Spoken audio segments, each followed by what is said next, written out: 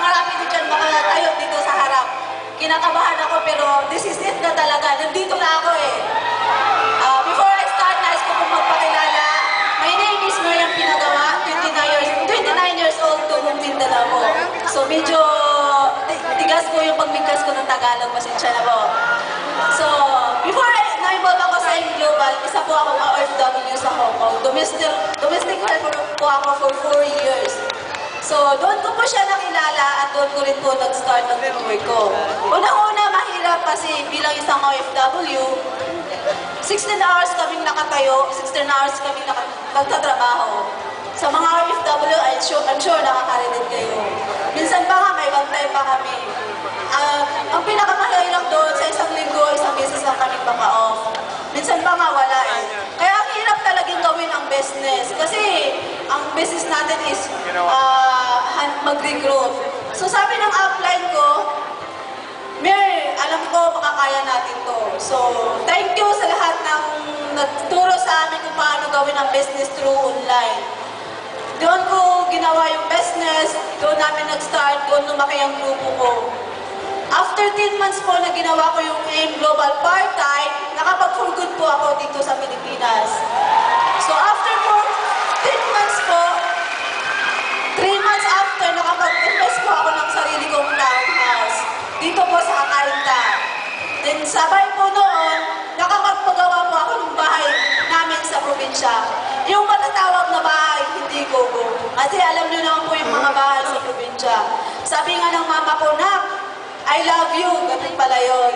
Kasi sa buong place natin, tayo lang ang may pinakamagandang bahay. Dahil po yan sa AIM Global. Grabe guys.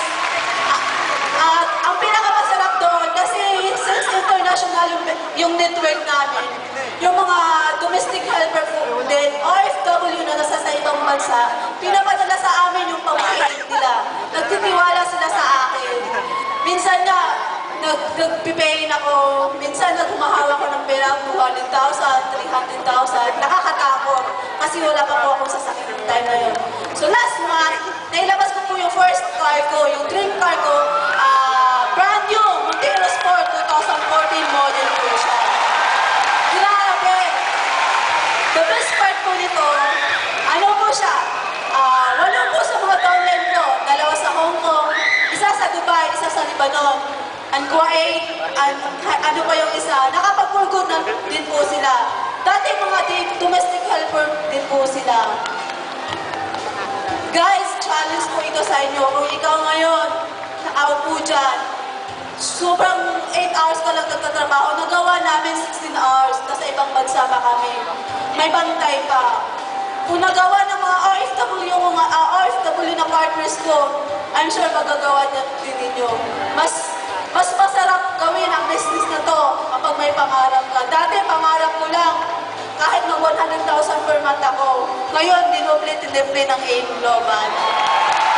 Sa lahat ng uplines ko, sa ulo ng Alliance Unicorn International, ang Brian Tumada, isang mga up, thank you so much sa walang sawang pagsuporta at pag-guide sa akin.